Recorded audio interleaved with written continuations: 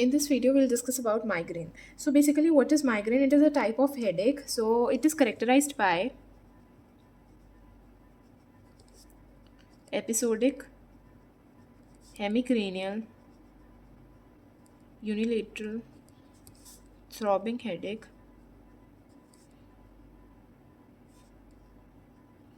associated with nausea, vomiting, and visual disturbances. Now, it usually occurs in childhood, adolescence. Also, it can occur in adult life. So, it is more common in females. Now, coming on to the pathogenesis. So, first of all, as I told you before, a headache occurs because of the dilatation of the vessels. So, basically, there will be changes in the cerebral blood flow. There will be arteriolar constriction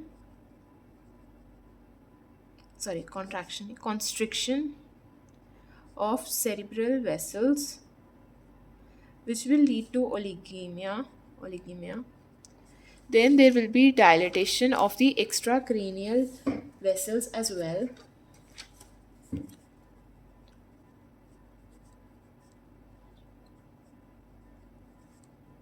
Also, it can occur due to some genetic causes such as PQ type voltage gated calcium channels.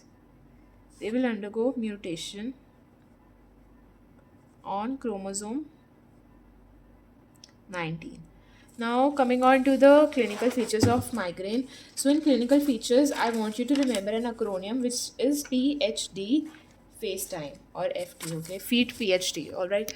So, remember FT, PHD. So, by F, remember flashing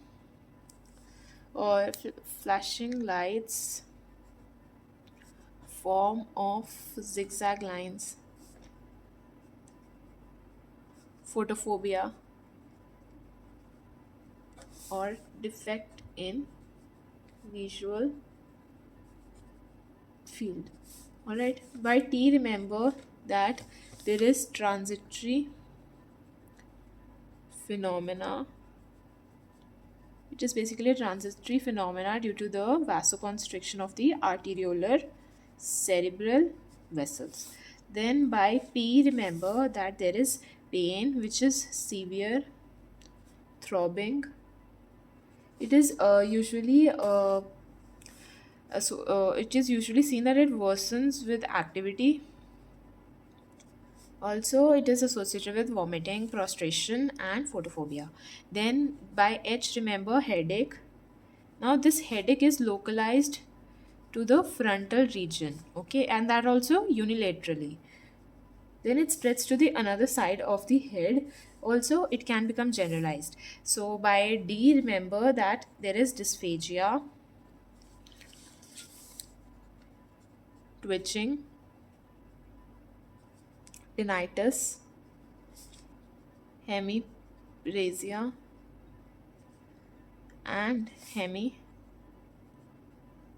anesthesia associated with headache. Now these are the clinical features. Now what you will see is it starts appearing by puberty, all right, and continues till the late middle life, and it occurs more in females. These are the prodromal symptoms. Now there are many forms like classic forms, common form, hemiplegic, bacillary artery, depending upon what it is affecting.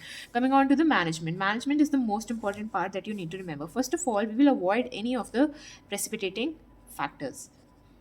Also, then in cases of acute attacks, what we'll do is we'll give NSAIDs. So aspirin, paracetamol. Aspirin in the dose of 600 to 900 milligrams per day, and paracetamol 1 gram per day.